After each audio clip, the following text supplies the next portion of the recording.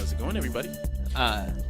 This is Jonathan Escudero here, a.k.a. Yogi. And it's George Serrano, a.k.a. The Don, which means that you're here for another episode of the Major Issues Podcast, brought to you by ComicBook Clique. Okay, everyone, today we're going to be talking about Doomsday Clock Issue 2, the highly anticipated Doomsday Clock Issue 2. This is a story that has just exponentially gotten better. In my opinion, I think that Doomsday Clock Issue 2 is better than Doomsday Clock Issue 1, which, I mean, you have to do a little bit of setup, but we're going to be here on Major Issues talking about all things Doomsday Clock Issue 2, because I know you guys got some things on your mind. The story was intricate, the cameos amazing, some of the reasoning a little bit hokey, but we're here to talk about all of it here on part of Major Issues Podcast. Yogi, I welcome you back here again. I'm going to let you go ahead and I'm going to let you drive this thing because, you know, we've been talking about a lot of comics here. We were able to talk about some of that Cat stuff when it happened a week ago, and then we were able to tackle Doomsday Clock Issue 1. We're going to be your Doomsday Clock parole officers. We're the Doomsday Clock team. We are the scientists. Your therapists. We are your therapists. We have a lot of jobs here. We're your therapists, /scientists, /parole officers. We're just going to help walk you through this because Doomsday Clock is it's a really multi-layered, detailed story where you're not going to get everything on the first read. You're just not going to. Oh, it's the ice cream sandwich of comic books in saying how delicious each layer is, and we are here to make sure that you don't miss a single thing.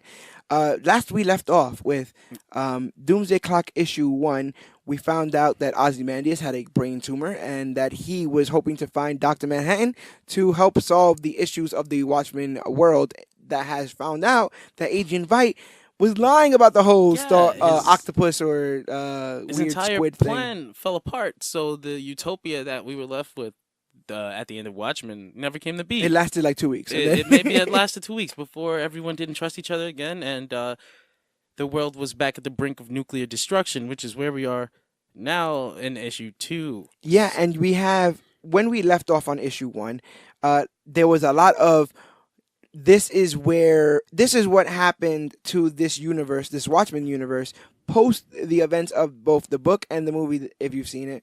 And so there was a lot of setup to just reestablish that there. I feel like once this issue starts, we start the actual real Doomsday Clock story. There was definitely a lot of setup in issue 1, but one of the things that they left us with one of the actual cliffhanger that they left us with was, you know, Superman having a nightmare about the death of his parents in a car accident. Superman doesn't have nightmares. Superman does not have nightmares. At least that's what he tells Lois. Who knows if he's being macho? I don't have nightmares, Lois. But I was not crying. That was the last thing they left us with, and then we're here with Ozymandias. The issue starts with Ozymandias and his band of new hooligans. Apparently, actually, it's a bit of the issue starts with a bit of a double narrative going on here, because while Ozymandias is sort of explaining why he even recruited Mime and Marionette. Because these people are insane. We find out in issue 1 how crazy they are. Mime thinks he has weapons, imaginary, invisible weapons. He thinks he has weapons. I think there are weapons, but we'll get to that. Yeah, we'll get to that. And then you have Marionette, you know, so this tandem, this couple, one that speaks, one that doesn't, years of criminal activity these two have between them two. They were both released from jail by the new Rorscache. So new Rorschach, Ozymandias, Mime, and Marionette are on a mission to find Dr. Manhattan.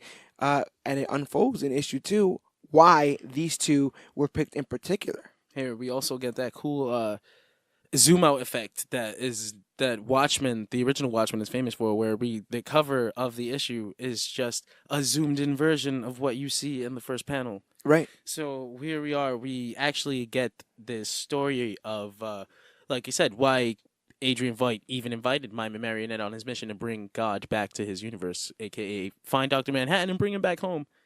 Yeah, because one of the things reestablished in this comic is that Dr. Ozymandias is the smartest man in his universe. He definitely is the smartest man in his universe. Unquestionably the smartest man in his universe, but even the smartest man in the universe couldn't figure out how to bring peace to planet Earth. That says a lot. So now that he is with this brain tumor seemingly on borrowed time, he has concocted a plan. He seems to think that Marionette and Mime are the key to finding John, and that is because That's actually because an undisclosed amount of years ago, Mime and Marionette. Remember that time? That's comics, right? Remember That's that time comics. that thing happened and we didn't tell you it happened? Previously on. Yes, No, exactly. Mime and Marionette were robbing a bank with their usual theatrics, all types of fun stuff and details that you need to pay attention to, like Marionette's cool little slicer string, which I missed on the first read. We're taking out fingers with that thing. I completely missed. She's taking Piano out wire. fingers, she's holding up against people's throats. But so they're doing what they do in the way that they do it, and they're interrupted by Dr. Manhattan, who was still active at the time. Yes, Dr. Manhattan shows up like the Sloman Shield, and so, are you guys trying to rob this bank? And we already know it's been littered throughout DC Rebirth how powerful Manhattan is. Like we've seen it in the movies. He just explodes people. He eviscerates people for robbing grocery stores. So which was strange that he didn't eviscerate Mime and Marionette, but it turns out the reason for that is Marionette is pregnant, and Dr. Manhattan decides to let her and her husband live.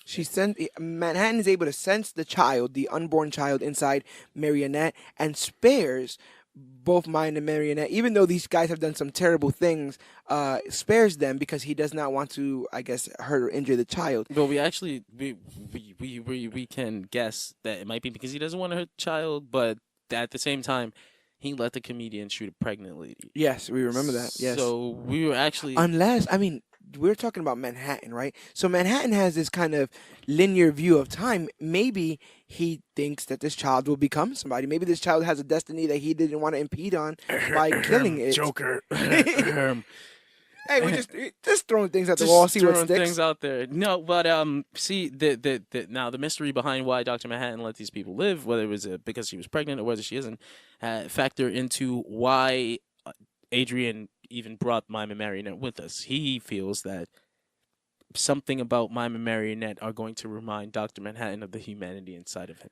How do you feel about this plan? Do you think that Dr. Manhattan is going to be like, oh, you two, oh yeah, you're still alive. How that baby turned out, and that baby's going to turn out to be a little mess up, and he's going to be like, I should have killed you. Yeah. You know what? I should have. Yeah. And you know what? I should have.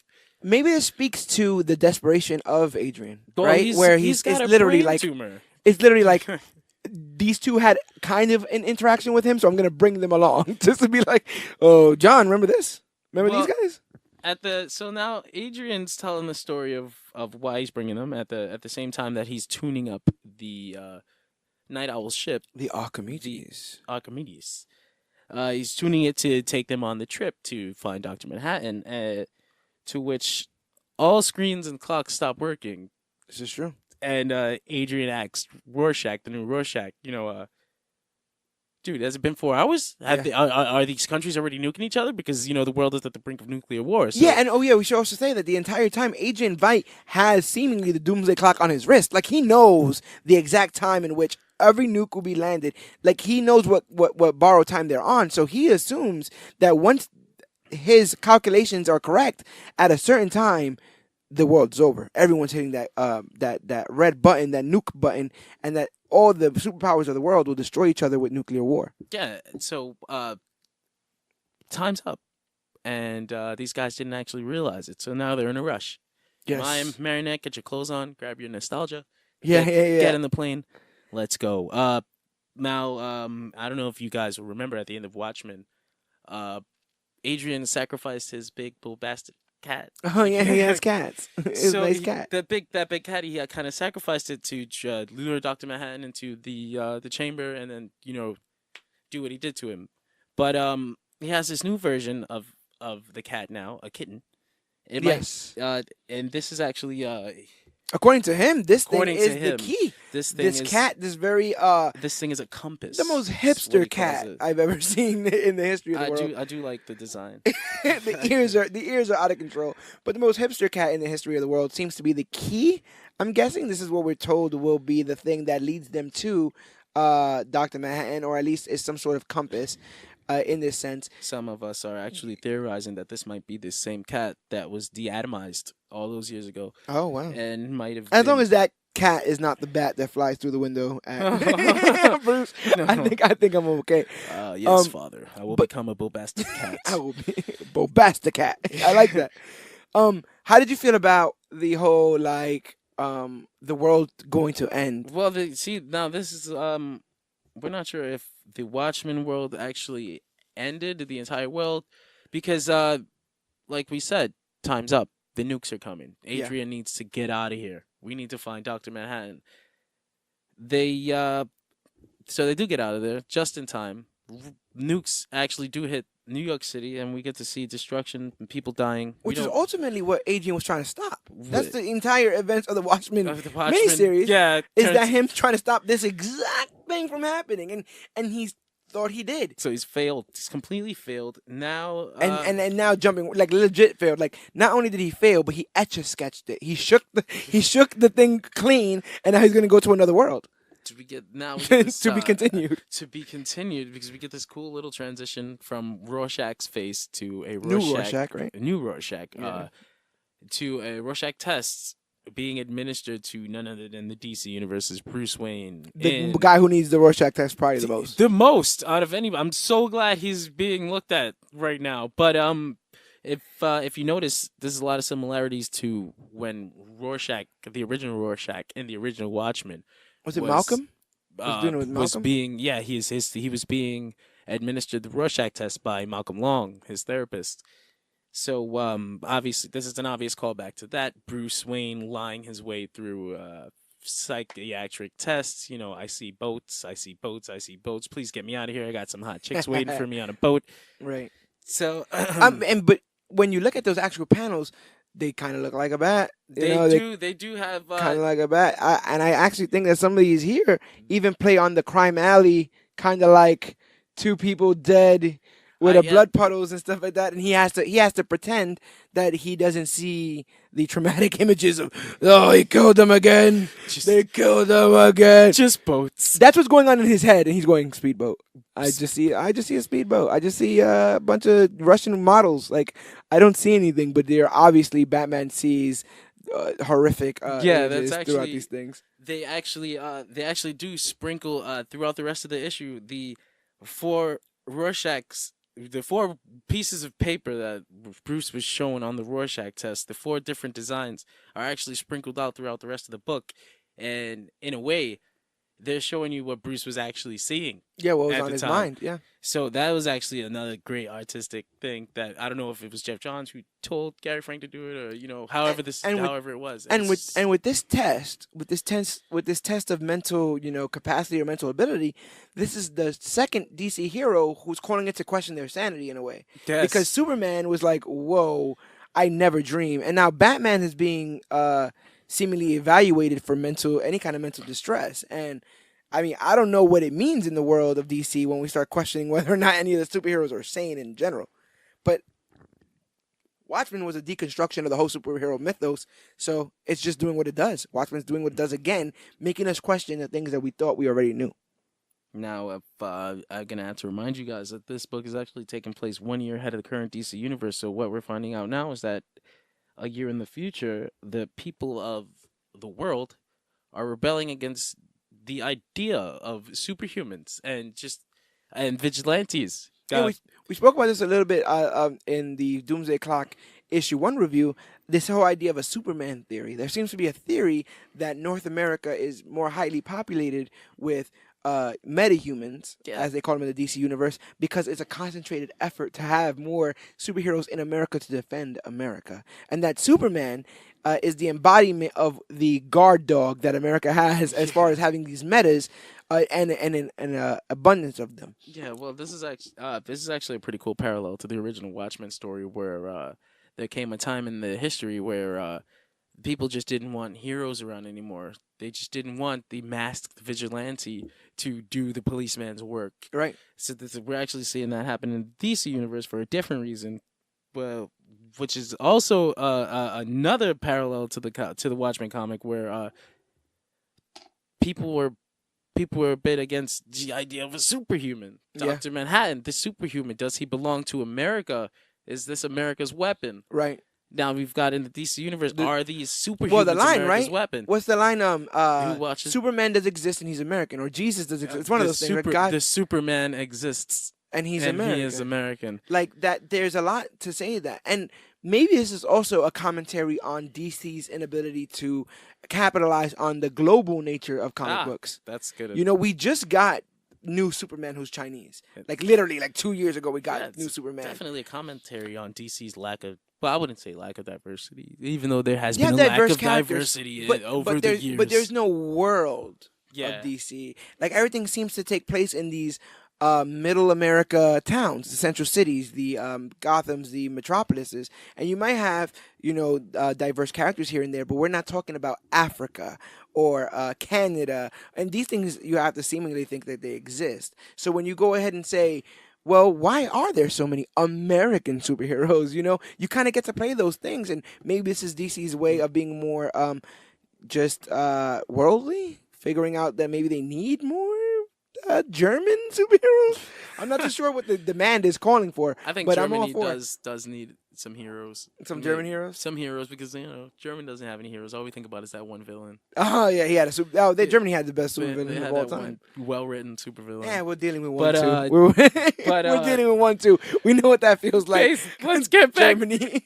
Let's not drive away our fan base. Oh yes. This is true. All 20 of you, we love you guys. Oh come on. You're here. Basically, this Superman theory propaganda is being driven by Lex Luthor. It hasn't been confirmed within the context of the story, but it's very strongly hinted at. Yes, and when you said that this takes place a full calendar year ahead of the events, we're just getting now in continuity that's Lex Luthor. Lex Luthor is going back to not liking Superman. Yeah, just getting that now. That was one of the things that actually slipped by us, and everyone really. That at the beginning of Doomsday Clock issue 2. Well, not at the beginning of Doomsday. In Doomsday Clock issue 2, Lex is back to being an antagonist. Yeah, and blaming Superman for a litany of things. And so you have one of the most tried and true. I mean, you needed that feud, right, for this book. You needed Lex Luthor against Dr. Manhattan. And I mean, like Lex Luthor against Superman. But in this, they draw parallels to Ozymandias and Dr. Manhattan, with also Lex Luthor and Man Superman. versus God. And the panel for the alternative, the variant cover for this was a Lex Luthor sitting down, seemingly with Ozymandias' hand on his shoulder, leading to some to think that they were up to some kind of nefarious goods. But that doesn't happen until they are able to come into this DC universe, which I think happens about nowish. They're able to break the membrane of the dimensions. While Bruce is being spoken to by Lucius Fox, he's being scolded, basically. Mr. Wayne. You basically, I can't do this anymore. No, but he's being scolded. The people don't want Batman. You can't seem to give up Batman. You're not focusing on your company. You're going to lose your company to Lex Luthor, who is rapidly buying up all the metahuman subsidiaries they can find. Anyone who's doing any research on metahumans is getting their company bought up by either Lex Corp and fully investigated. Or Wayne Industries. Someone's trying to get to the bottom of this mystery. People are stealing secrets from Wayne Enterprises, bringing them over to Lex Corp. People are being arrested. And it doesn't help that Batman has a strong allegiance with Superman, and Bruce is not paying attention to his company. He's going to lose everything. It's all Lex. Very, very Bruce Wayne, right? Bruce is never paying attention to his company, and it's always about to stop. While this is going on, I'll go to a meeting. Just when's the PowerPoint? When's the PowerPoint presentation? I'll be there. You're asleep, Bruce. You're asleep again. Don't worry, I hear everything. I got it. While Bruce is being scolded, the Archimedes Night Owl's plane. Oh, and I love how they were able to play with those panels and make it seem kind of like Batman, like Batman's coming through or something like that. Because Night Owl is kind of sort of the Batman of. There was definitely a cool 3-panel scene there where, as we mentioned, this is happening while Lucius is scolding Bruce, and he's telling Bruce, why won't you open your eyes? To which we cut to the bat signal in the sky, And the Archimedes, which with the biggest eyes, if you recall, has big giant owl eyes for windows, is busting through the bat signal. So now the bat signal has eyes. Why would you open your eyes, Bruce? The bat signal has open eyes. Scary Frank, you are a beautiful man with beautiful skills. We can kiss you here. We can kiss you here. I made your issues. Stay away from me because I will kiss you. But the Archimedes crashes into an abandoned circus, killing joke reference. Who knows? So which we get the scene where the occupants of the Archimedes are all unconscious. Got our Adrian Veidt, the new Rorschach, mime and marionette. Veidt's the first one to wake up. So he reaches over to Rorschach. Hey, Rorschach, wake up! What are you doing? We're here. And Rorschach wakes up. I'm gonna kill you. It's Adrian. He's like, no, we have a deal with each other, dude. Reggie, relax. Yeah. So now we know this guy Rorschach's name is Reggie. Yes. Who's Reggie? Nobody I know. Literally, I won't be surprised if every issue is just a little bit of a breadcrumb to where we need to go. But now we know that Reggie does not like Veidt at all. No. At all. And they just seem to be in some kind of loose alliance. Just for whatever just to find out Dr. Manhattan. Yeah. So my marionette get put in handcuffs. We're tying you up. Why? Because you're villains. Well, that's another thing. Throughout this entire time, Veidt's not 100% being forthcoming with these people. Not at all. You know, he's sort of kind of like, oh yeah, I have a plan. What's the plan? Oh, it is a plan. You know, like he's not getting into details at all. It's a plan. On purpose. I have one. It exists and it will be enacted, and I need you guys for it. What do you need us to do? Things, you know, 12, definitely 12% things. 12% of a plan. Or at least 12 issues, huh? No. Or at least 12 issues. But yeah, locks up his... So he locks up Mime and Marionette. They're like, dude, you said we were gonna... You said you wanted us to help you. He's like, yeah, but you're freaking lunatics. So stay right here. I'll be right back. You'll sit here with Bombasticat, who is here to watch you. The cat we are then told about the importance of the cat. We were told that it is the compass. That for some reason he brought this thing along. Everyone thinks it's foolish, but he brought it along for a reason. And again, I fully expect for Ozymandias to be 8 steps ahead of all of us, the reader, because that's just the character that they built in Watchmen. It's just somebody who is so far ahead that by the time we get to the last issue of Watchmen and his plan unveils, you're like, my God. So I fully expect that same revelation here. This is not, he cannot be completely altruistic. This cannot be an Adrian Veidt that just wants to save the world. Something else is up. He is here for a reason, and I'm excited / scared to find out what that is. I think he's got to get rid of the brain tumor. Right. There's that. Yeah. He's got to bring himself back into the good light on his Earth. Do you think that Earth still exists? I think it still exists. I think that he will try to threaten to take over this one. I think that he thinks this one's pretty cool. He's already here. And you cure me of that brain tumor. Maybe I have enough knowledge of my own world to make money over here or make some kind of like influence over here. Next Honestly, thing you I know, don't think any of the Watchmen characters make it out of this book alive. But that's just my... Hey, listen, I love speculation here on this show. This is all this show is about. Yeah, I'm of the idea that we will never see these characters again once Doomsday Clock is over. So this is meant to give them their final farewell. Their final farewell. But I also allow them to play with the toys of the DC universe. Yeah, and it gives the fans that, don't worry, we're never doing this again. Do you prefer that? Yeah. I don't want there to be a single Rorschach book? Another Rorschach in Gotham? You know, down the line now, Dr. Manhattan shows up in Action Comics because he's just a character in the DCU now. No. So you don't want to be like a Swamp Thing where they're just cameos None of these characters can be in the DC universe after this, because then you're doing exactly what everybody was scared you were going to do. You're normalizing these legendary that is big. You know, people don't play around with that. You know, you spend your time getting to know these things. Just think of Alan Moore. Like, every time you put one of his characters in a book, I'm sure he loses a piece of... You hear him. You hear him. They made one of my books a movie. That's terrible. The poor guy. He hates him. He hates every single adaptation that they make. But we're just glad that they actually...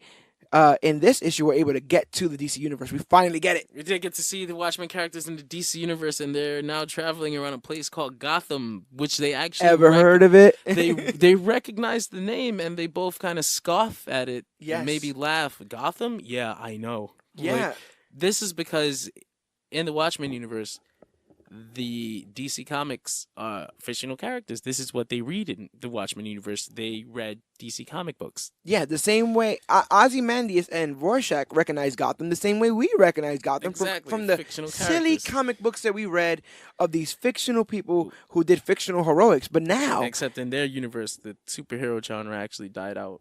And then but now Pirate they're living Comics, in the superhero world. They're in a world in which Batman actually exists. and this And knowledge of that is enough for Ozymandias to say, you know what? The best way for this to happen is for us to split up. Yeah, but actually being in this world that they usually know as fictional has caused them to think, what if John created this world based on what he read back on our Earth, or what if he inserted himself into this world? What ties do John have to this world? And this is a question we've asked since Rebirth issue 1. Yeah, because specifically, there have been a lot of theories out there, but the large one is that Dr. Manhattan might not have only meddled with time, he might have created the DC universe completely. If you remember, or if a lot of you might not know, at the beginning of DC's history, at the beginning of time in the DC universe, there is a blue hand.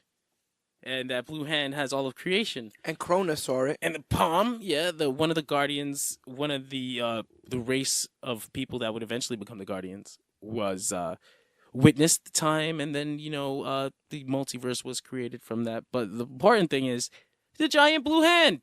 Yes. At the beginning of creation. There's some kind of connection there. There's got to be some type of connection there. So not a bunch of guys walking around with green hands. So either, Dr. Manhattan came in retroactively and stuck his hand in there and messed with something that already existed, or he created this entire universe based on the comics he read as a child. And, on the first episode of Doomsday Clock, we was kind of talking about that. We definitely were. I said that when propositioned about creating life, he said, when I'll get bored, I'll make my own. And so how crazy would it be for him to just have gotten bored and decided to create the New 52? And he's like, I remember these heroes a little bit differently. I remember it that Superman had no underwear. And I remember it that, he liked Wonder Woman. And next thing you know, he's pulling these little things here and there to the point where you get to Rebirth and people are like, years have been taken from us. Memories have been taken from us. People, characters, all of it has been taken from us, seemingly from an all-powerful source. But what if that all-powerful source isn't malevolent? What if they aren't malicious? It's just like, do we think of how evil we are when we stomp out a gnat? Right? To us, it's perspective. That thing is trying to, it's bothering me, so I'm going to get rid of it. And to that, it could all be that to Dr. Manhattan where he goes, oh, this silly thing in continuity, I didn't like that, so I didn't include it. That's basically what I think. He's this big fan of DC Comics, and he's just like, man, I don't like that Superman and Lois are married. Gone. So even Ozymandias can't put a finger as to why John is here, but he definitely has several plausible ideas. Another idea Ozymandias had in this book, so these are mentioned out loud, so now these theories are being given a little more credence. Yeah. But another thing Ozymandias mentioned was maybe Dr. Manhattan inserted himself into an already existing universe, changed his appearance, and is masquerading as one of the heroes. Which is very easy. He could literally just be walking around. Is there anybody new that's a little bit kooky? Maybe not new, but the original story, Dr. Manhattan was based off of, or was Captain Atom. Based off of Captain Atom. That would be incredible. If he could just be Captain Atom. Oh my gosh. You know what? I'm just going to let you sit on that idea, listeners. That is amazing. Sit on that for a little while Ozymandias and Rorschach go visit the two smartest people in the DC universe. Now, when they said that, did you know who they were talking about? You pretty much... Off the bat, I pretty much knew who they were talking about because they are the two smartest people in the DC universe. I can't think of anyone smarter than these two. But what I did find interesting was who Ozymandias definitively called the smartest, and that was Lex Luthor, who was put at number 1, and Bruce Wayne put at number 2. Right. So Ozymandias is going to go visit Lex. Rorschach is going to go visit Bruce. And we have these are meetings that have happened in the brains of fans a million times over. Now, with the 9-panel structure of this comic, they're always building tension because you have to go from each panel over.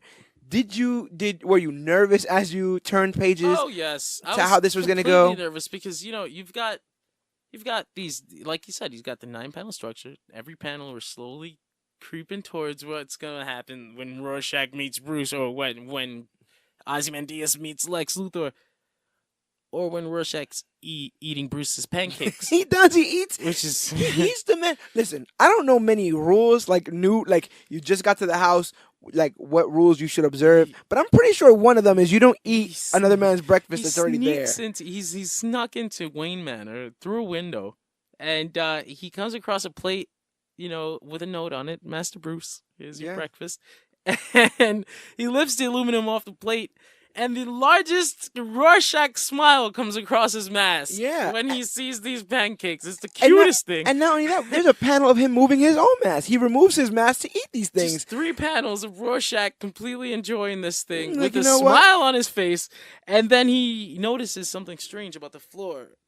Yeah, because, there are many entrances into the Batcave, and I think he might have just bumped into one of them. Noticed that it's a little hollow. It's a little hollow under my feet. So he looks right ahead of him, and what does he see but the legendary grandfather clock entrance to the Batcave. Grandfather clock entrance. All they needed was the big red phone and the William Shakespeare. So Rorschach basically figures out this is an entrance. He pries it open, and while this is happening, we're getting like shots a supercut of Batman. Yeah, it's a supercut of Rorschach slowly going down the stairs. Batman taking care of his business in Crime Alley, coincidentally. Yeah, he was taking down like Mad Hatter's guys, right? Like Tweedledee and Tweedledum. Just like 2 idiots, 2 losers. Please don't take us back to Arkham. It's really messed up there. And then Rorschach trips an alarm. Care. Rorschach trips a Batcave alarm, and Bruce is like, "Holy shit! Somebody's in the cave again." Because come on, Alfred, please. So now Rorschach's going around. Rorschach. We cut from Rorschach, actually. I don't. Because Batman is tipped off that somebody's in the Holy Grail. Is somebody's at Mecca, without his permission, and that was enough to set him off.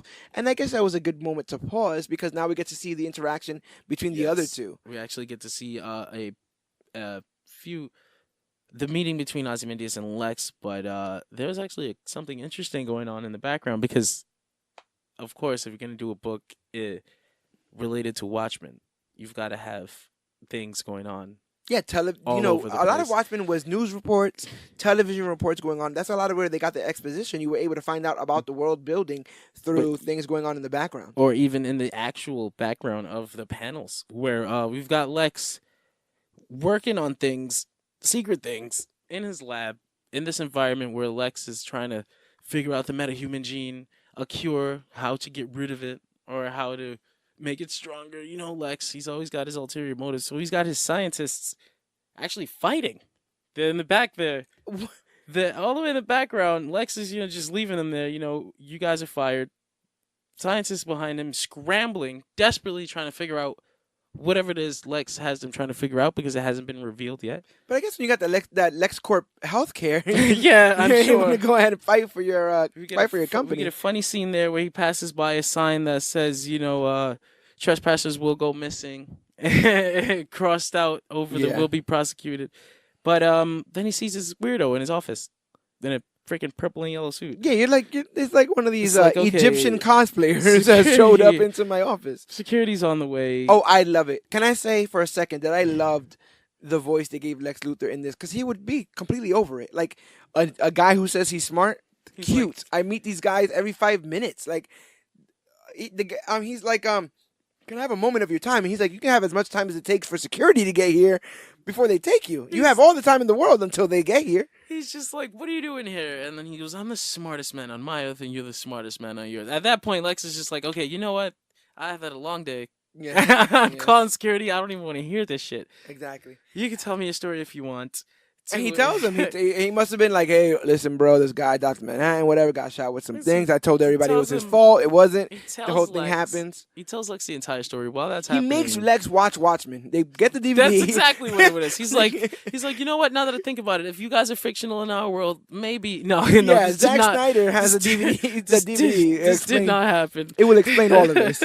This did not happen. Although logically, he should have been able to reach into a bookshelf somewhere and find a copy of Watchmen. It was a good DVD for them to read. But no. So he explains to Lex in words what's happening, and while this is happening, my marionette, I'm bored. Yes, get out of here, around. I'm bored. I'm thirsty. They're handcuffed to Archimedes, and in the middle of the Gotham, they crash landed in Gotham. These people have no food, no water. They're sitting around, pure criminals. Somebody that Ozymandias felt in his ultimate intelligence, the right thing to do with these people was to chain them up. So these are dangerous people, and it's insinuated in these panels when we go back to them that Mime has pulled out some sort of maybe bobby pin, an invisible lockpick, like an invisible lockpick, a bobby pin, some sort of. He mimes taking a pick out of his mouth that he would use to unlock. Now this is the second time this happened. In the last issue, he mimes putting a set of guns together.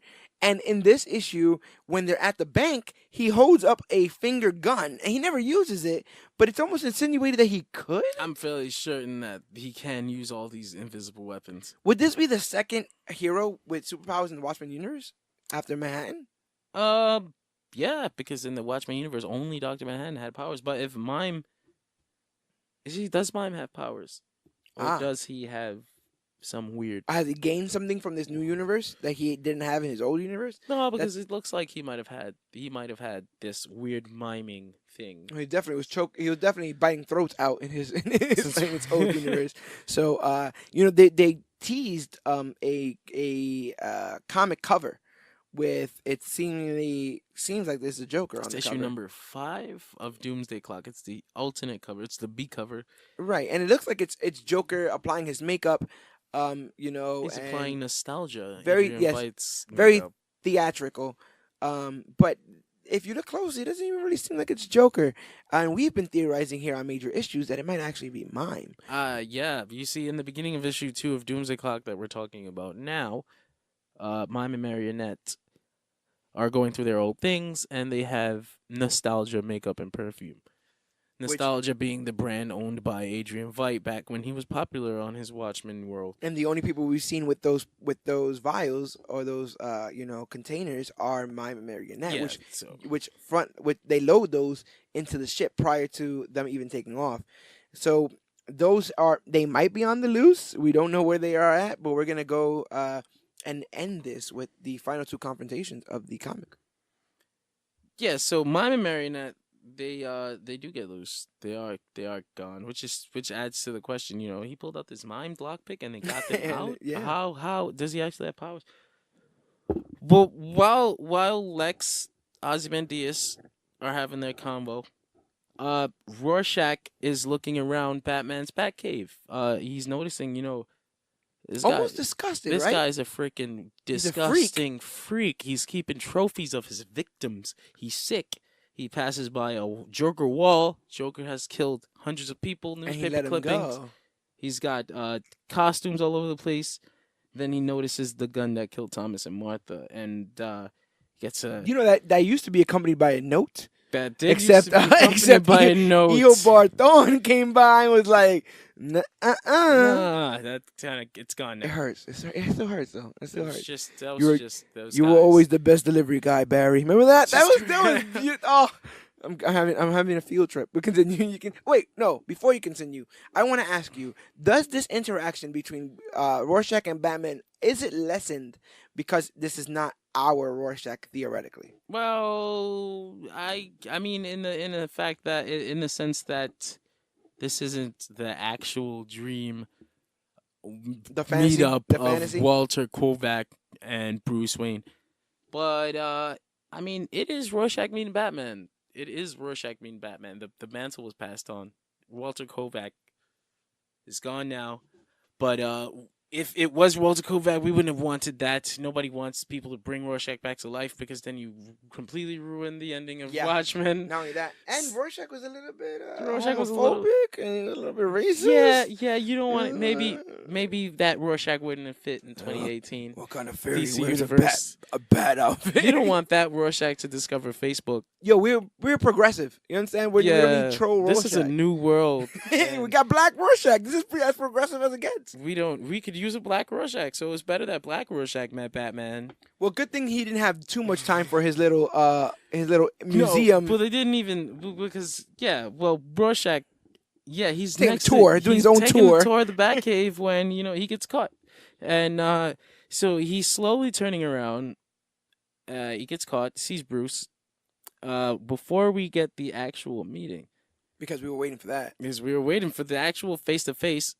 Because it's like, man, he ate this guy's pancakes. When they meet, this shit is gonna go down. Listen, I've seen this happen before. You do not eat another man's pancakes. Don't eat another man's pancakes. It's gonna go down. Get ugly. I wouldn't be surprised if issue 3 of Doomsday Clock isn't just Batman and Rorschach fighting because of the pancakes. That's it. But no, we see Rorschach is startled. He's turning around, but then we don't get to see what he sees because we cut back to Ozymandias and Luthor. Yeah, Adrian and Luthor are still in LexCorp trying to hash it out. When they get shot at. Lex actually gets hit. Adrian's fast enough to dodge. Adrian's too quick. Way too fast. He got them reflexes. And when they turn around to see who's shooting at them.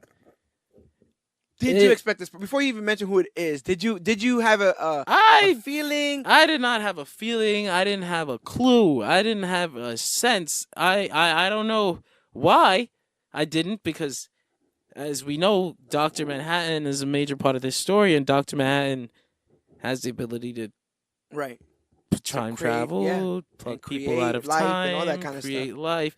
So it's the so Bullet gets shot. You have no idea who it could be. Shot. We don't know who it is. Cut to the next page. It's the freaking the dialogue with the Bullet before we find out who it is bang, he's shooting at Ozymandias, but Ozymandias dodged, and that's why Luthor got hit. He's like, you know what? Last time you got me, I was drunk. Yeah. And you're like, no way. No fucking way. No way this is happening right now. You flip the page. It's the comedian. And all of a sudden you start hearing, unforgettable. It started playing. What you are.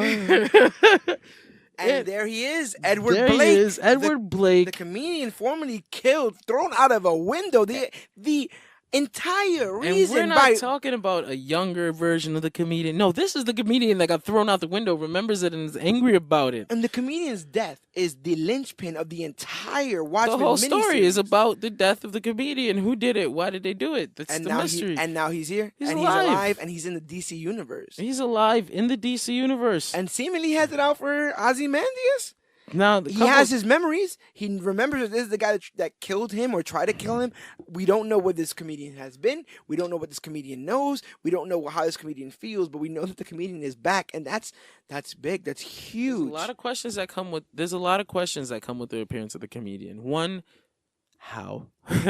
How? Right. Okay, the comedian died. Very, very, very obviously died. Theatrically, yeah. He is dead in an entirely different universe and an entirely different time in that universe.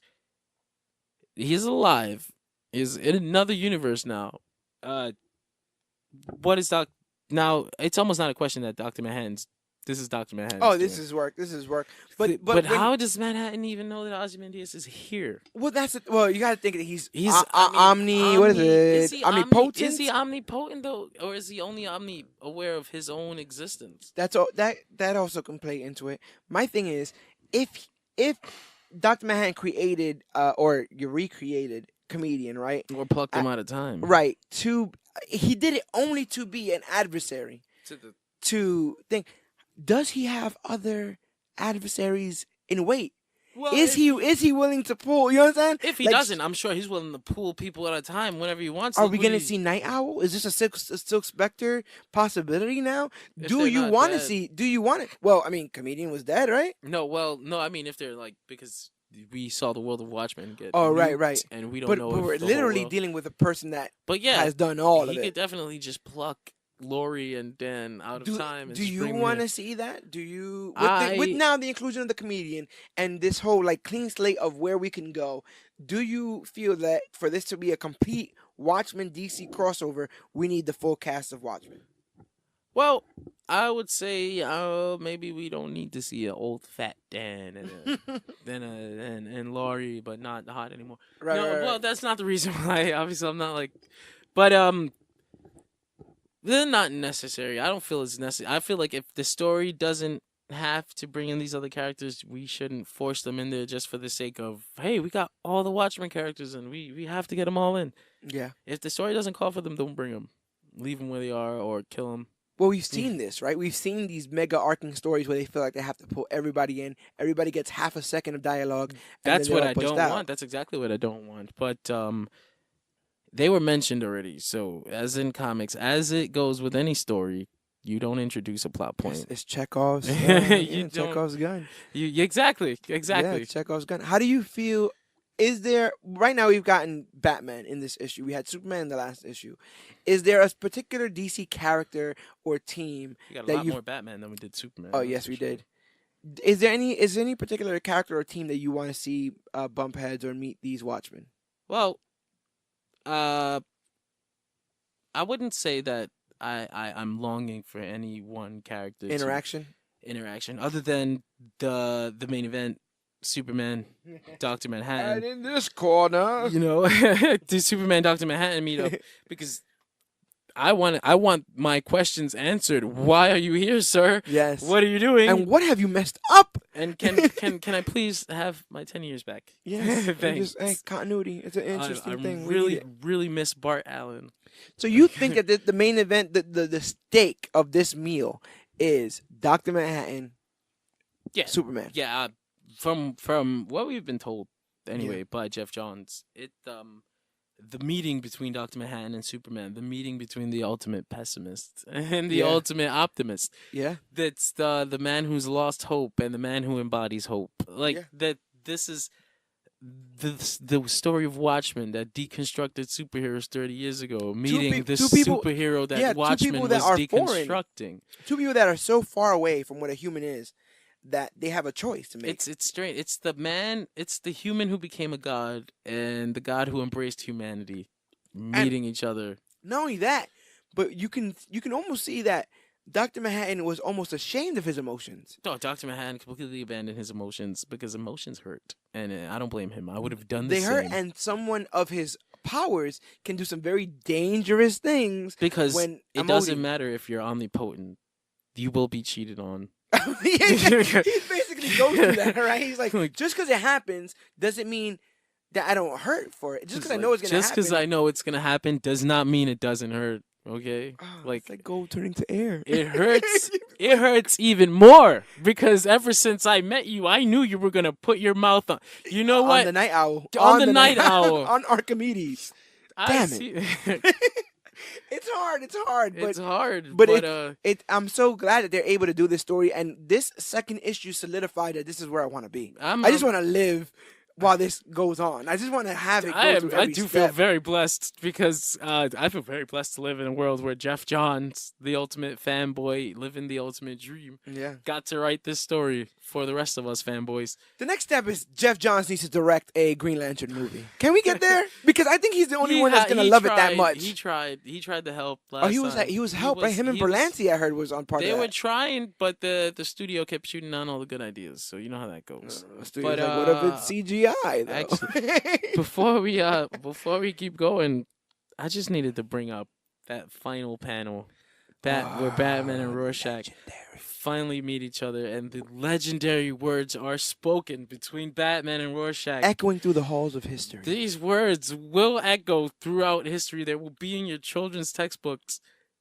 You ate my breakfast?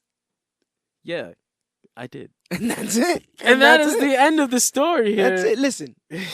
We saw what happened with Goldilocks. When you go to somebody's house, eat their food, and then you chill out for a bit, and they find you, it doesn't go well. Spaghetti. It does not go well. Actually, Yeah, the final panel is Batman and Rorschach meet. Batman's like, "You ate my breakfast." Rorschach's like, "Yeah, I did." Mime and Marionette are gone. Their handcuffs are empty.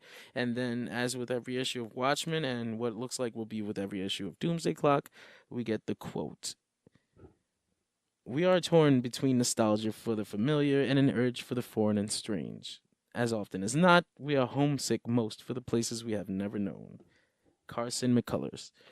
Now That sometimes almost speaks on the whole DC universe, yeah, right? yeah, that almost speaks on all of us as fans and Yeah. begging for people to bring back the old and then freaking out when they do. Uh, Thanks, Jeff. You were speaking right to us. I get it. You, you know, I just want to take a second to say that one of the biggest reasons why I've become more of a DC Comics fan than I have a Marvel Comics as far as the books are concerned fan is DC has operated, at least in the last 3 years, with such a level of transparency. Such a level of we know we are not exactly where we want to be, but if you stick with us, we'll get there. Yes. And we have the tools to get there, and we have the tools that you like.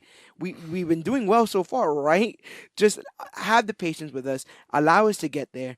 And Doomsday Clock, like we were talking about before with Metal, is a examination of this ability for comic books, the genre in as a whole, to get dark, to get cynical, to get pessimistic. There's a lot of people who don't understand DC characters because it's like, why would you save everyone? I remember when I saw the Flash television show, being completely enamored with how they were able to make a Boy Scout cool. I was like, wow, in the world that we live in now, being a Boy Scout isn't cool. Being a good person is very hard to do because there's so many outside circumstances telling you that being a good person won't make you a winner in this world. Yeah, in today's society, it's not cool to be good. But art imitates life, and I'm hoping that with art showing the negatives of going too dark, that we get some readers that end up thinking, well, maybe the world itself has gone too dark, and we can do our best to lighten it up. I love Doomsday Clock as a whole, but one of the things I love particularly about it is that even when you get to the last panel, it's not over. Oh, it's not over. They're still giving you Easter eggs and excerpts and news articles. Yeah, just like in the original Watchmen story, with every chapter came with additional material that helped flesh out the world of Watchmen. That's how we found out that Hollis Mason was a fan of Superman comics. Exactly. This is we find all these cool little things. Well, in Doomsday Clock, after the story's over, we have these news articles, which happen to be the same articles that Ozymandias and Rorschach were reading in the library. And now we get complete versions of them explaining how, over the last year, Lex Luthor has been perpetrating propaganda along with Russia. Anti-Superman propaganda. You saw him lose the love in his eyes for Superman in some of the last issues of the Superman story. Superman basically ignored when Alexis calls for help, and Lex is like, "Dog, I'm not wearing this." And he's like, I used to be Super Lex, and screw this. You are that alien I always thought you were. Selfish, self-involved, and you don't care about humanity. As it turns out, Simon Stagg and Stagg Industries are being stagnant. They're being blamed for what happened to Rex Mason all those years ago. Metamorpho. Yeah. Who for all these years has been blaming Stagg Industries. Oh my God, you did this to me. You took me away. You didn't want me to be with your daughter. So what part of the theory is that Stagg was working with Mason along with the United States government in an effort to create more superhumans. Which adds fuel to the fire to the Superman theory. Which adds fuel to Lex's Superman theory, or if it is his Lex's theory, we don't know whose theory it actually is. But another hero who's being persecuted in this whole thing is Matt. Well, not a hero. He's actually a villain. Man-Bat. Yes. Man-Bat. Kirk Langstrom. Who's saying that the government funded the research that created Man-Bat. Right. I'll have to go back and look that up. Isn't That might She-Bat? actually be real. Is She-Bat a thing? Harley? She-Bat. Well, that's a whole other thing. We'll get there. But Kurt Langstrom, yes, has been working on this serum for a minute, and now is saying that the government funded it. And so that's another thing that we were given in these extra material was the little hints at the Justice Society of America's return to the DC universe. And they don't come in ways that we would expect. I mean, one of them comes in sort of an advert for a medicine called Travel Darts. Travel Darts. It's an advertisement for a medicine called Travidart. Travadart. for unstable nerves in an unstable world. That's deep, right? Brought, brought to Travadart. you. Side effects include, and then you start going through that whole thing there. It may cause muscle aches, nausea. You know? No, well, it was brought to you. The medicine was made by Bannerman Chemicals, which is the same people that made Miraclo, Yes, this is which true. created Our Man, Which is a member of the Justice Society of A America. cool little Easter egg was that, if you experience muscle spasms for more than 1 hour, contact your doctor immediately. More than 1 More than hour? 1 hour. Well, yeah, BC, the removal of the Justice Society of America In the New 52, yeah. in the right? New 52 might have been one of the hardest pills to swallow for longtime DC fans, because when you remove the JSA, you don't just remove a group of heroes. You're removing history. Continuity. You're removing motive, right? a lot of motive for a lot of the current day DC superheroes were inspired to be heroes by the heroes of the 1940s, the Golden Age heroes, the Justice Society of America. Now, I know that it was retconned into existing that way. It wasn't always heroes being inspired by heroes that came before them. I know that this is all post-crisis stuff, but this is the way that it has been for 30 years, and this is the way that fans got used to. And this is arguably, it's the better way. This is the way people enjoyed their DC, with a legacy behind it. When you had a Flash, you didn't have just one Flash. You had 3 different legacies, 3 different generations of not only comics, but 3 different generations of readers who could come together and, with distinct tastes, distinct flavors, distinct, voices. I've got Wally's my Flash. My dad read Barry Allen comics. My grandpa read Jay Garrick comics. These are things that people it mattered to them in their lives. So when DC took them away, or when Dr. Manhattan took them away, because Dr. Manhattan is really just Jeff Johns. Yes, in exactly. a hat.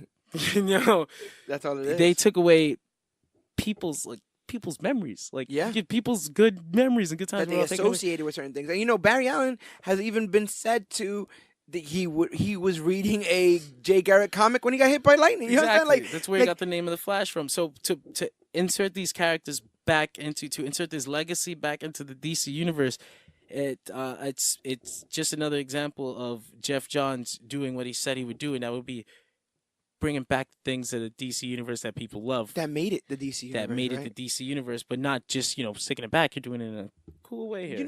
I wonder if part of that is because of the love letter to Watchmen, right? Like, you sit there and you're like, okay, I'm gonna make a new story in the Watchmen vein, and so you sit there and you go, okay, to understand and write a new story, I have to not only understand everything about Watchmen but love it. I have to learn to live in that world and love it, and maybe part of that helped him. It's almost like when you see another couple and you appreciate your relationship a little bit more. Like, he saw Watchmen and was like, well, maybe Justice Society isn't that bad. Why did we shame that whole thing of, like, let's not talk about it? Like, we have a storied history here that has brought readers from all ages from around the world, and if we're going to be picky and choosy about our history, we're going to kind of write ourselves into a corner in which only the important things mattered. But our history is everything. Everything we've ever written, everything we ever played with. I'm talking about from Batman to the Commandy Challenge. All of it is DC. And if we're going to pick and choose, like, oh, well, Watchmen's also DC, let's play with that. Nah, man, we have toys. Let's play with all our toys. Let's put all we got on the desk. Let's open it up and let the readers choose. Because guess what? Any of these cameos between this, we had Challenger's Mountain in Dark Knight's Metal. These things Obsidian Bar. They're coming back. And so it could be one-offs, but I'm pretty sure they're putting them there to see if we latch on. Even if they are one-offs, just the fact that these things are, that these little Easter eggs are showing up, they validate us as fans and we put a lot of money into this. So yes. When you're going to tell us that, I spent however many dollars on this storyline that I enjoyed very much, and now you're going to tell me that not only did it not happen, you're never going to reference it again. They will never be spoken about. So I wasted my time. I wasted my effort into, emotionally attaching myself to this story because it didn't happen now. So just like Barry going to the Watchtower and going to the trophy room and, seeing Martian Manhunter's outfit on the wall. Okay, great. That means the Martian Manhunter was with the Justice League. He was there. Fuck, that's great. Thank you for that. These little things matter. So, like, thanks. and we said in the last episode talking about Doomsday Clock, but it has been a concentrated effort to get back to that, to get back to the history of DC, to remind people that these things did happen, and that this has been probably one of the most rewarding times to be a DC Comics. I think so. Reader. I think so. I'm lucky in that I got into DC Comics.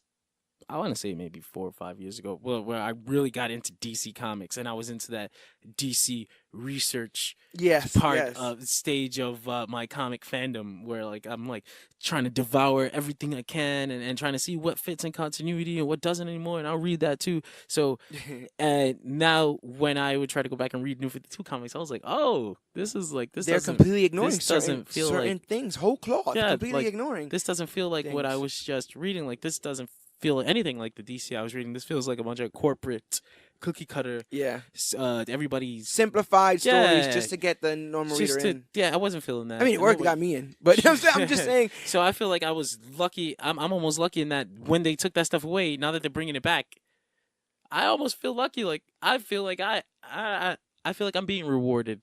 I honestly think comic books deserves to be complicated. It has to be. Yeah, man. It has to be. I think it's one of the... Marvel has created a new breed of comic book quote-unquote readers by going and seeing the episodic movies of the MCU. Like, we are being told stories in a way we've never been told before, which is to say, here's the story, and it gets better. And then here's the other second part of the story, and it gets better. And if you keep holding on to the story and you keep waiting for the next issue, it will get better. And not only will it get better, all your memories will be rewarded. And this is a brand new phenomenon in movies, in comic books. It's always been this way, but now with this new legion of readers, people are starting to realize how rewarding it is when a property is able to maintain their continuity. That's why Spider-Man movies have never been that great, because it's like after 3, you reset, rewind. Yeah, some people find it hard to get attached to the next Peter Parker because they're scared that they're just gonna lose him. Exactly. Again, they're just gonna be another Peter. And now we know that our Superman is our Superman, our Batman is our Batman, our Watchmen are our Watchmen. We are back to owning this material, and I love it. And I guess the very last little thing was there seems to have been like maybe a break-in.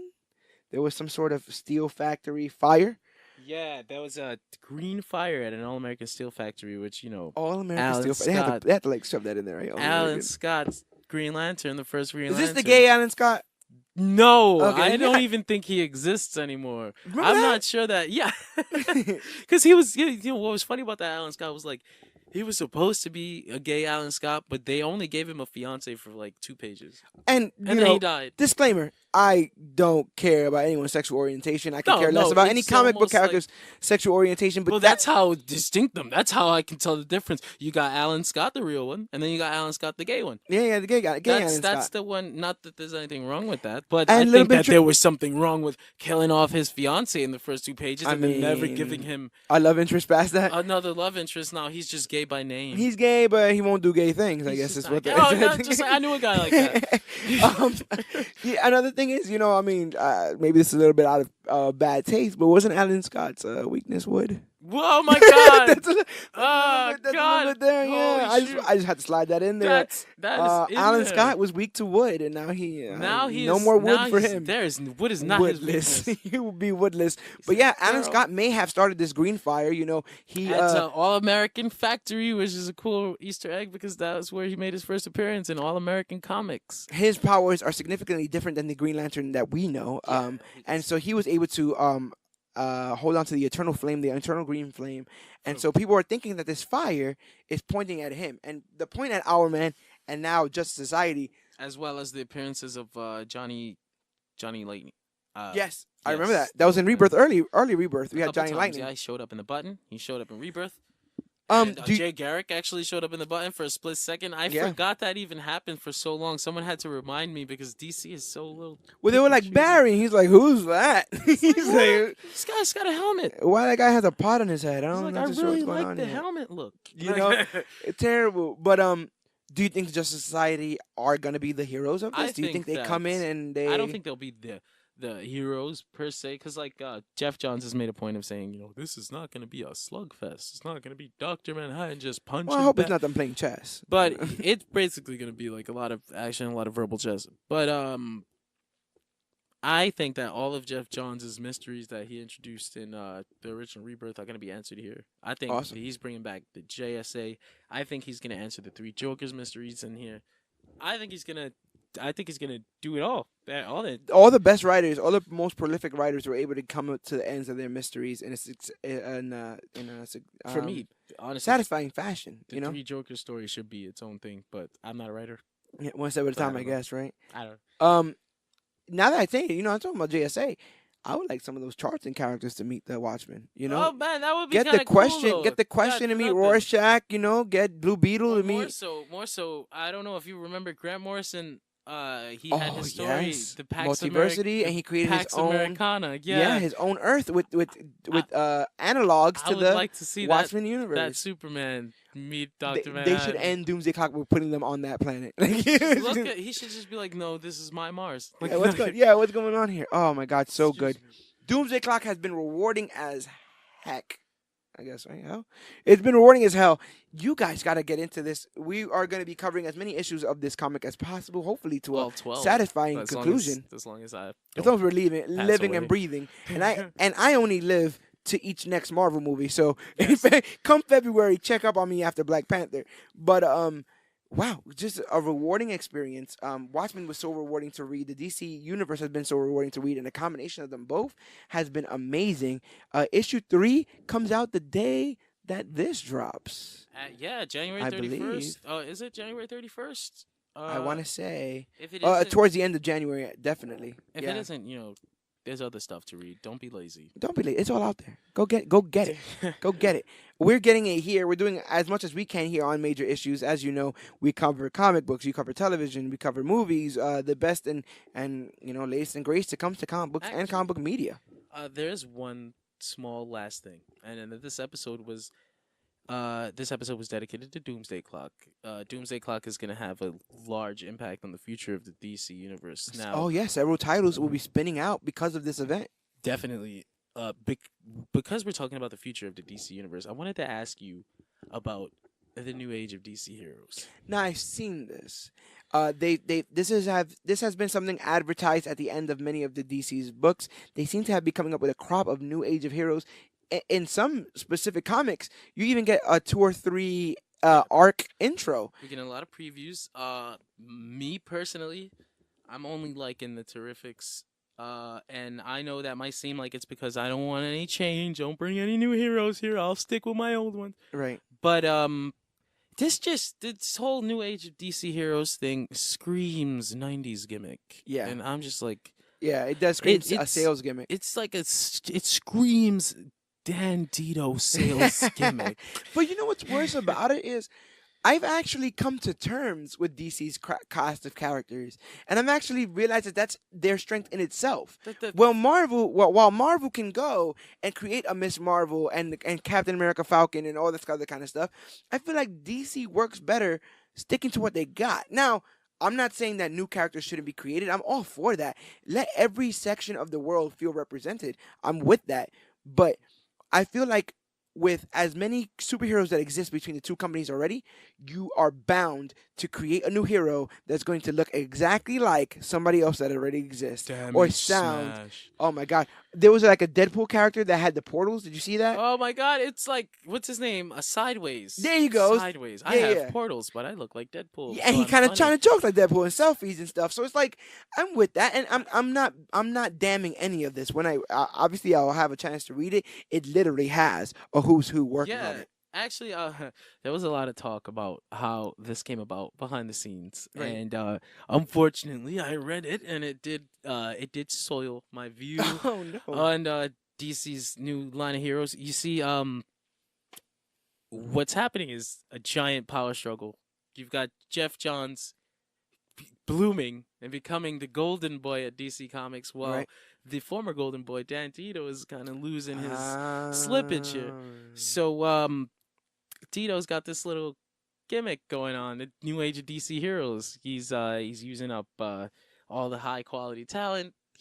So he's assuming that he could basically show what he's got with this cast of characters. They've almost Basically. split the roster down the middle. Exactly, which is like guys, why can't we just work together and just Literally. work on what we're doing here, which is bringing legacy and hope and inspiration back into the DC universe. And while we're doing this cool thing, Dan Dito's just like, I got a gimmick I need to push right now. Right now, I need to push this gimmick. So it's like, I would be perfectly fine if that wasn't happening. We've also seen how petty it can get, right? With like when rights are distributed differently, and like, well, this was my character, and I'm gonna deal with it. It can I get don't very. have to deal with that down the line. And guess what, man? I mean, it's obvious. DC is already dealing with a lot of problems on their entertainment side. Yeah, let's so not bring that to solidify your comic universe. Yeah. At least let that be that one guiding light that you guys have, because if you guys cannibalize yourselves in both comics and movies, what's going to be the future of DC in general?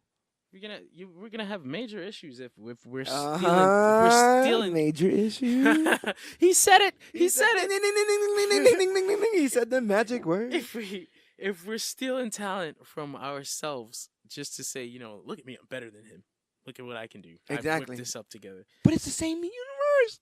And it's the same universe, but then it'll stop feeling like it when things like this start happening. That's why they made such a conscious effort to stick Superman, Wonder Woman, and Batman in the advertisements, because they're like, no, it's the same. I'm also doesn't feel like it. I'm also not the big fan of the Photoshop-esque logo. Oh, those stupid posters where everybody has a stock image. Yeah, I'm just like, that's not how you introduce people. There's literally an organic way to introduce people. There has to be a book on it somewhere. There has to be a seminar. Can we bring someone in to speak with you? And you don't do it by saying, these are the new guys. Look, the new class is here. You don't do that. Man, you don't do that. You introduce them first and then announce them as a new class. It's so forced. I don't know. Well, that's my take on it. But I guess we should start wrapping things up. Oh yeah. Well, we were able to deal with some of the legendary characters in the Doomsday Clock, and now the new heroes that DC is able to create. And we just hope that they're able to find some kind of sweet balance in between. There's so much going on with DC Comics. Metal is still continuing to go on, and we were able to cover some of, like I said, the Batman stuff with Tom King from before. But go ahead, find your title. Your title does exist out there, whether it's Marvel or DC.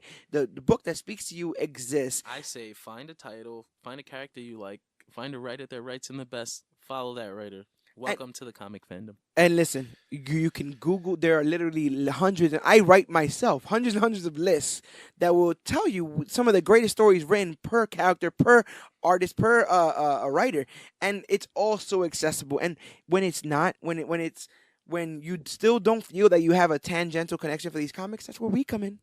We come in to sow that connection to make those both halves meet. We'll guide you. We're trying to build better comic book fans out here. That's what we're trying to do here with Major Issues. And it takes, all of us to make this medium be as important as it is. I would have never thought that comic books would be taken as seriously as they are now. But 10 years from now, what could we as a fandom do for this entire medium? Who knows? Throw the Oscars away. Throw away the Super Bowl. It's about to be Comic-Con, 24/7. Let's get there. Oh, man, the Comic-Con red carpet in 10 years? You understand? No more cosplay, only tuxedos. That's it. Get your shit together. Oh, I'm ready for it. And if that ever happens, we'll be covering it right here on Major Issues, because we cover all the latest and greatest things. We'll be invited to the red carpet. Oh, yeah. I'm sure. We cover all the latest and greatest things to come to comic books and comic book media. We are available on iTunes, Stitcher, Podbean, anywhere that podcasts are found. Go ahead, find the podcast, listen to it, share it, let other people, any other comic book fans, maybe they don't know about us. Maybe we're what we need. We could be that bombastic cat that allows people to get to one universe to another. We could be that. Go ahead, share, like. What do people do now? Subscribe? Is that a thing? Subscribe. Just listen to us. You know what else? Leave comments. Let us know what we're doing right or wrong, because trust us, this is our first time doing a lot of this, and we're going to need that creative criticism. Input, definitely. Come on. That input. We can build better heroes. We just need your help. We just need your help. We're a bunch of Didios over here. We just need a little bit of instruction. Get us to where we got to go. This has been fun. This is amazing. Doomsday Clock issue 2. I think we're going to cover 3 and 4 together. I think we're going to put those two together when those two choose to come out. Actually, I want to say they're going on a break. For a little bit? There's a month where Doomsday Clock won't come out, and that's fine, because you see the detail they're putting into that art. I want to give them as much time as it takes. If that month is March, Action Comics 1000.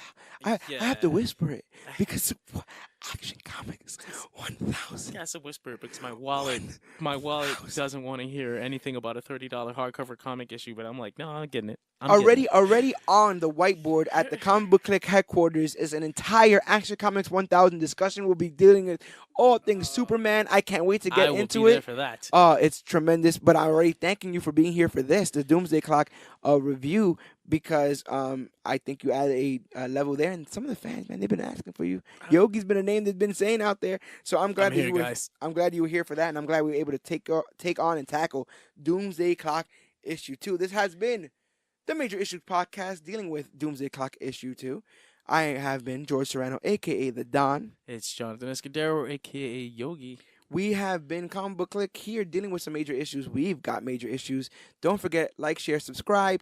Lots of comments. 5 stars, right? They do that? 5 stars reviewing 5 stars on iTunes. All the stars. Make it rain stars. We've already been to the future, and Comic Book Clique is a humongous company. We're just trying to help us get there a little bit faster, and it's going to need your help. Again, this has been Major Issues, and remember that you, yes, you, are worthy.